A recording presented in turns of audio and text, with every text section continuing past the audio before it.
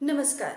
मैं त्यागीराज त्यागी रम्या अमरेश आप सभी का स्वागत करती हूँ चैनल पर और प्रभु से प्रार्थना करती हूँ कि आप सभी हेल्दी वेल्दी और सुरक्षित होंगे, खुश होंगे।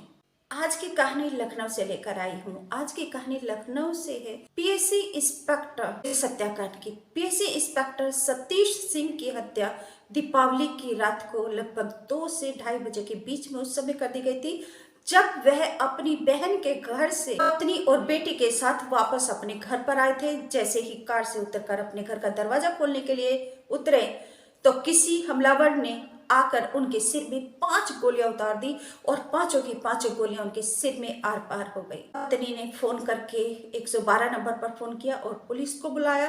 पुलिस आई और आवाज सुन के मोहल्ले पड़ोस के लोग भी जाग गए थे, लेकिन पुलिस को पत्नी ने फोन करके बुलाया।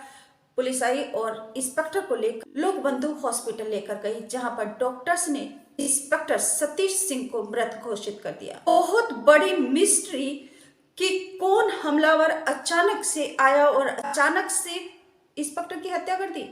आखिर किसके साथ दुश्मनी थी पुलिस इंस्पेक्टर की कि जो रात को 2 से 2:30 बजे के बीच में घात लगाकर बैठा हुआ है। कैसे हमलावर को पता चला कि इंस्पेक्टर अपने घर पर इस समय आ रहा है। खैर, पुलिस ने इस मैटर के ऊपर, इस मिस्ट्री के ऊपर खुलासा किया है और खुलासा होने में काफी टाइम लग गया। 12/13 नवंबर की रात को, दीपावली की रात को ये हत्या हुई थी पुलिस की।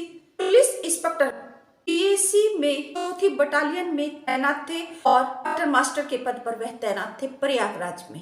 लखनऊ में पुलिस हत्याकांड एक बहुत मिस्ट्री बना हुआ है, क्योंकि कई दिन बीत जाने के बाद भी हमलावर का और हत्यारे का कोई भी पता नहीं था। पुलिस जांच में लगी हुई थी और पुलिस ने लगभग 400 टीवी कैमरों की 400 सीसीटीवी फुटेज खंगाली हैं। 5 टीमें पुलिस ने जांच पड़ताल के लिए लगाई हैं और हत्यारे की, हमलावर की खोज के लिए लगाई। तब कहीं जाकर हमलावर का पता चला है।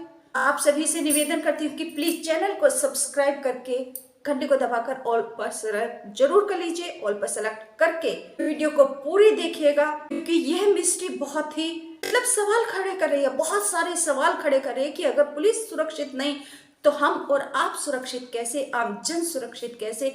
क्योंकि लखनऊ में एंट्री करते ही देखने को मिल जाता है, पढ़ने को मिल जाता है, सुनने को मिल जाता है कि आप मुस्कुराते रहिए क्योंकि आप लखनऊ में हैं। लेकिन अगर लखनऊ में पुलिस भी सुरक्षित नहीं तो आम जन, हम और आप सुरक्षित कैसे। सवाल उठ जाते हैं सुरक्षा के ऊपर, सवाल उठ जाते हैं पुलिस के ऊपर। तो पुलिस की ही हत्या हो गई, ये एक बहुत ही बड़ी मिस्ट्री थी। पुलिस ने खुलासा किया है और आप वीडियो में देखिए कि जो वीडियो में दिखा रहे हो, आप इसमें देखिए कि पुलिस के फिर जो फोरेंसिक टीम है वह आई, उसने अपनी फोटोशूट वगैरह किए। पुलिस इंस्पेक्टर कैसे वहां पर घर के दरवाजे पर पड़े हुए हैं। देखिए, ये पूरा जो वीडियो आप देख रहे हैं पूरा दिखाई दे रहा है। वहां पर पत्नी ने इतना कहा, आप दूसरी वीडियो देख लीजिएगा मेरी। पुलिस एक पीएससी इंस्पेक्टर हत्याकांड की वीडियो है, आप प्लीज वो देखिए, उसमें पूरा मैंने डिटेल बताई हुई है। और इस वीडियो के लिए मैं आपसे इतना रिक्वेस्ट करती हूँ कि प्लीज हम डीसीपी लखनऊ विनीत जायसवाल को जरूर सुनेंगे, क्योंकि डीसीपी लखनऊ विनीत जायसवाल ने खुलासा करते हुए हत्यारे का बताया है।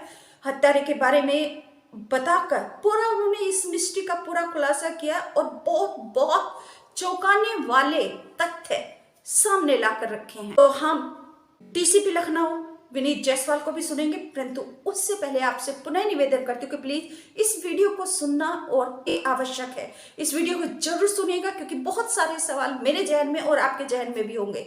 हम सुरक्षित कैसे रहें, आम जन सुरक्षित कैसे रहे और पुलिस की हत्या कैसे हो गई, तो इस वीडियो को जरूर देखिएगा।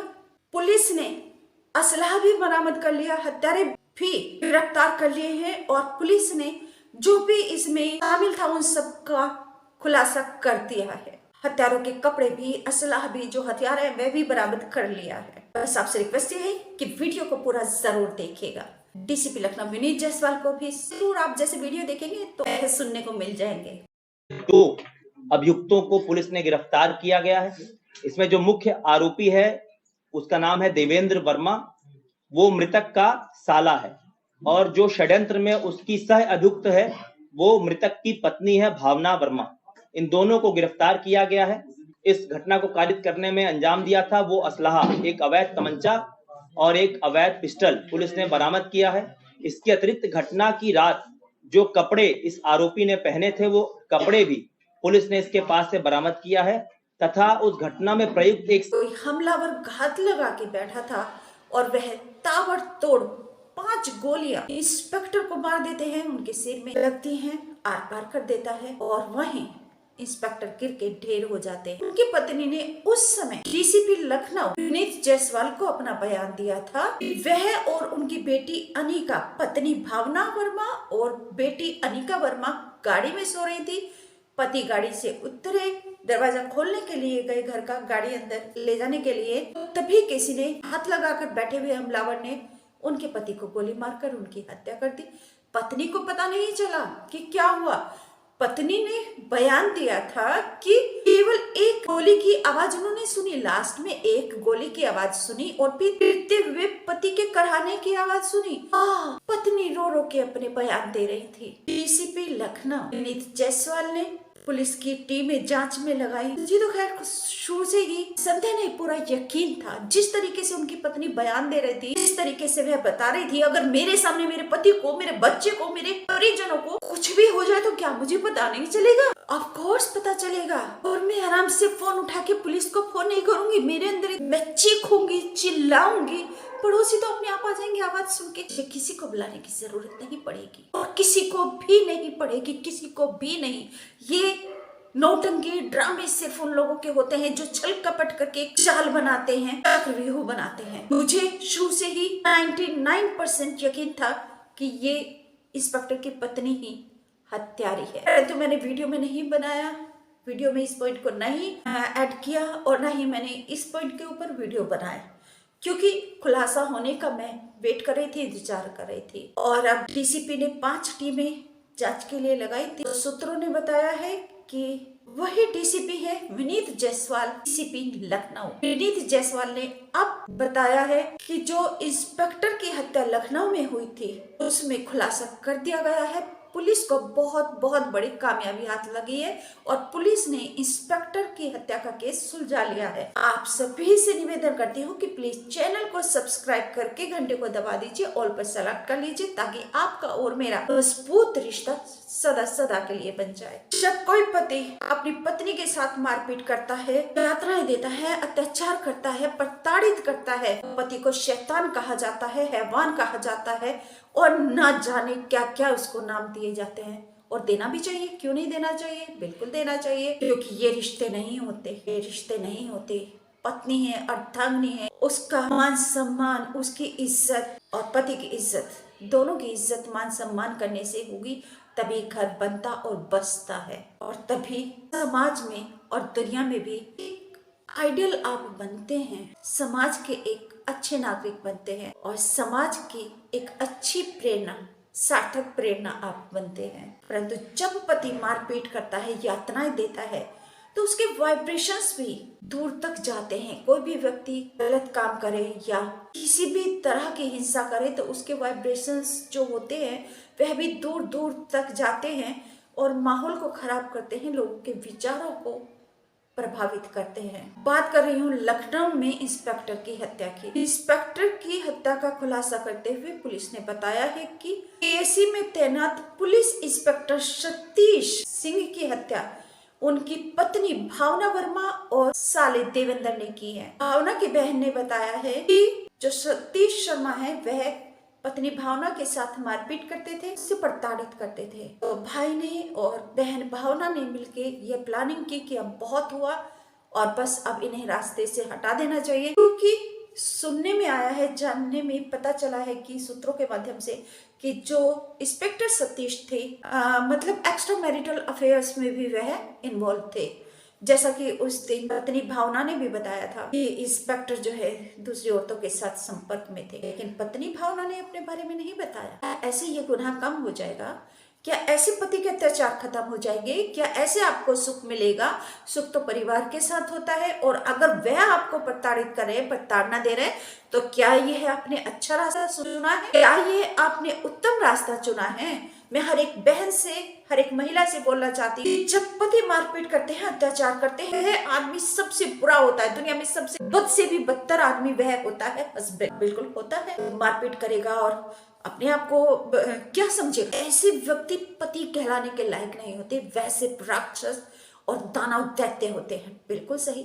लेकिन क्या आप हत्यारे बन जाएंगे? यानी कि वो गलत कर रहा है तो आप क्या कर रहे हैं? आप तो उससे भी बड़ी गलत कर रहे हैं। गलत नहीं, वह अपराध कर रहा है और आप गुनाह कर रहे हैं। आपको हक किसने दिया किसी की हत्या करने का, किसी की जिंदगी छीनने का? आप बहुत अच्छी हैं, आप हत्या करेंगी, गलत वो नहीं। गलत मैं ऐसी महिलाओं को बोलना चाहूंगी और बोल रही हूँ, चाहूंगी नहीं, बोल रही हूँ। आप गलत हैं, अपराधी हैं, गुनहगार हैं, क्योंकि आप दूसरे की हत्या कर रहे हैं। हत्या करके कभी सुख नहीं मिलता, हत्या करके कभी शांति नहीं मिलती, हत्या करके कभी सुख और चैन नहीं मिलता, हत्या करके कभी घर नहीं बसते। अगर घर बसाना है तो धैर्य रखिए और स्वीकार कीजिए उस परिस्थिति को। और ऐसे दानव दैत्य से, मैं ये नहीं कह रही कि अत्याचार आपको सहना है और सहते रहना और मर जाना है, रो रो के पिट पिट कर आपको मर जाना है, नहीं। रास्ता अलग कर लीजिए भाई।